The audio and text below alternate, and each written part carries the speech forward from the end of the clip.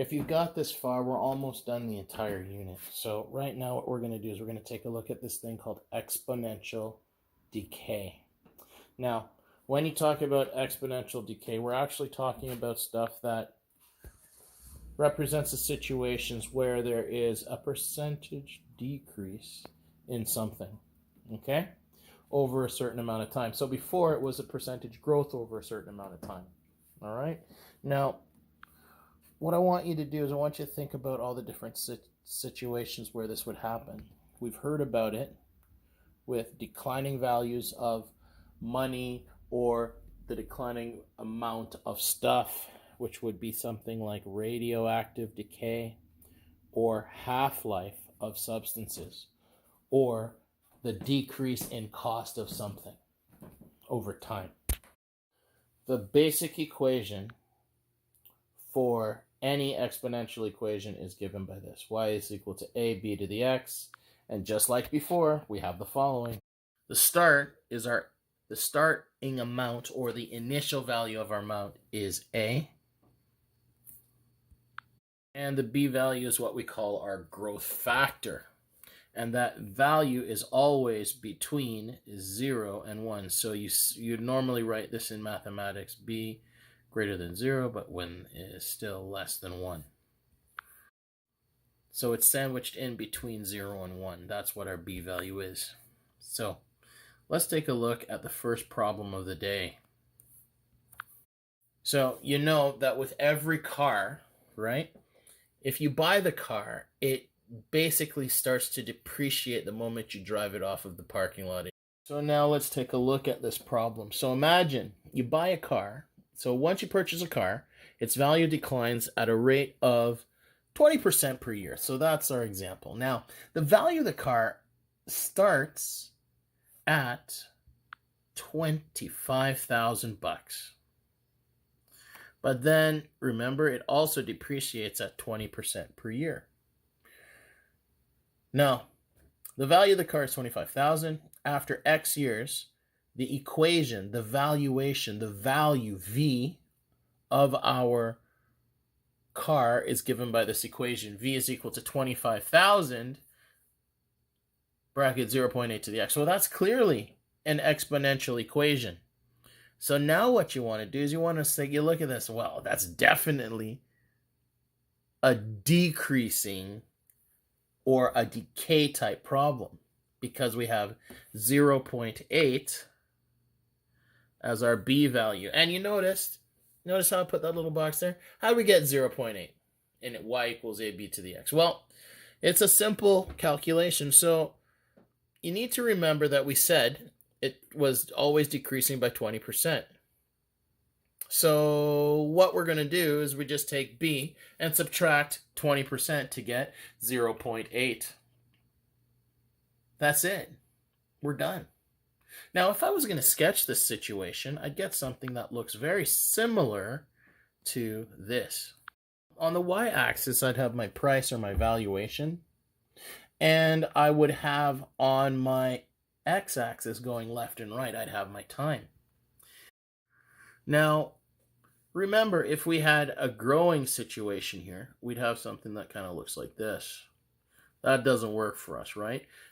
The price is not increasing over time. So essentially what we're going to have to do is we're going to have to look at that problem. We're going to actually have to draw it like this. It's going down, and as over time, it gets closer and closer to the x-axis, but you show that the trend is to go down. It's never in a straight line.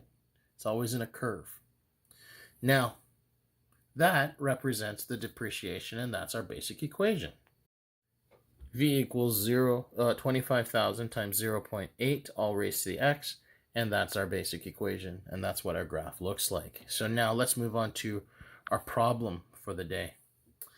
So this problem here says, what's the value of the car after 3 years? So remember, x represents the number of years. So in this case, you guessed it, x is equal to 3. So now let's do the calculation quick. And we get this, where x, in this case, is 3 in our equation. Now, punching that in your calculator, you're going to get the following. So literally after 3 years, that car is worth $12,800. it's almost been chopped in half for its price. Now, let's take a look at the next problem.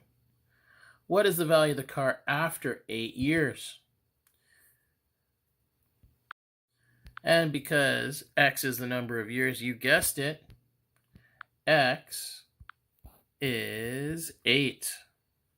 So now pause the video and do the calculation and see if you get the same answer as I do. So taking that substitution, we get 25,000 times 0.8 raised to the 8, which is equal to 4,194. Now, our last problem of the day is going to be this next problem that we have here. So now, let's go through the whole thing and be very careful about how it works. Now, so this is dealing with a thing called radioactive substances. So radioactive substances are things that have half-lives. Half-lives basically talk about how much is left after X number of years. So if I say something has a half-life of 20, 30 years, imagine if I started with, say, 100 pounds of something. 30 years later, I now have only 50 amount of that, 50 pounds of what's left over, right? And then, say, another 30 years. After that, I'll have, instead of 50, I'm going to have 25. So that's what half-life means.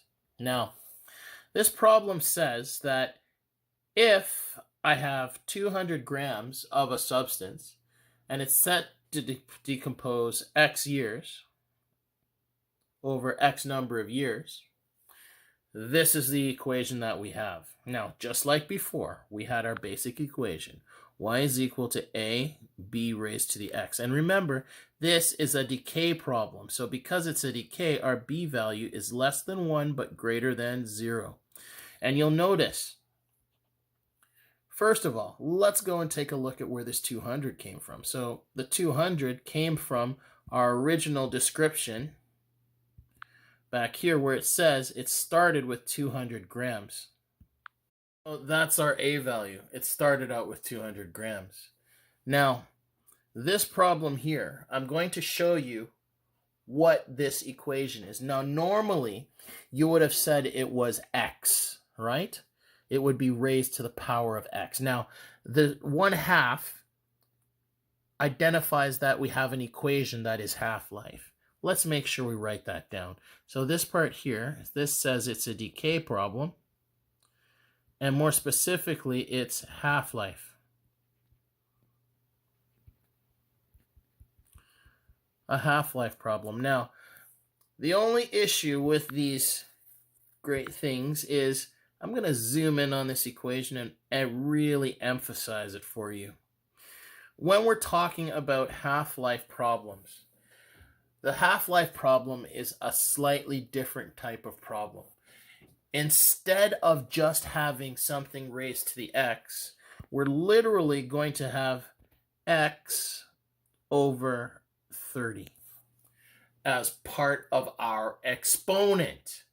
Now, on your calculator, if you punch this in, you would have had all of this in brackets when you did your calculation. So now, let's go and do these problems and see what comes out. So now our problem says how much is left after, say, 60 years. In order to do that, we need to identify what X is. In this case, X is equal to 60, just like before. So now let's substitute that into our equation. So we've got Y is equal to 200 times 1/2, which is really 0.5, isn't it? Save yourself some work. Raised to the 60 divided by 30. And you'll notice that I've put this in brackets. Now I'm going to highlight these in red so that when you punch this, if you ever just punch this straight in your calculator, you make sure you write 60 divided by 30 in your calculator. Now, let's continue. Punching this in, we're going to have 200 times 0.5 to the, well, you know what? I don't like this. So let's say that I don't like punching in that fraction into my calculator. I'm going to change this to, well, 60 divided by 20. You're going to simplify that. Now, for my Portuguese students, we would say simplificalo or bora simplificar. Now, when we simplify, 60 divided by 30 is 2, and now you know how to punch that in your calculator. And you end up with y is equal to 50. So, after, say, 60 years, there's been 2 doubling times, and now, 2 half-lives, which means now we're left with 50. So let's do this problem again, except this time we're going to use a weirder number. Let's say, instead of x is some nice number that simplifies to a fraction, let us use x equals 100, because 100 divided by 30 doesn't come out nice. So imagine 100 years have passed. Let's do that calculation. So we end up with y is equal to 200 times 0.5 raised to the, you guessed it, 100 divided by 30. Oh my goodness. So I'm going to put that in brackets now. So imagine if I put this in brackets. You're going to rewrite this as y is equal to 200 times 0.5. And in brackets you would say raised to the, well, what does 100 over 30 mean? It really means 100 divided by 30. And this would give you the exact answer. Y is equal to 19.8 grams left over. All right. And now your homework is available to you. Good luck, guys.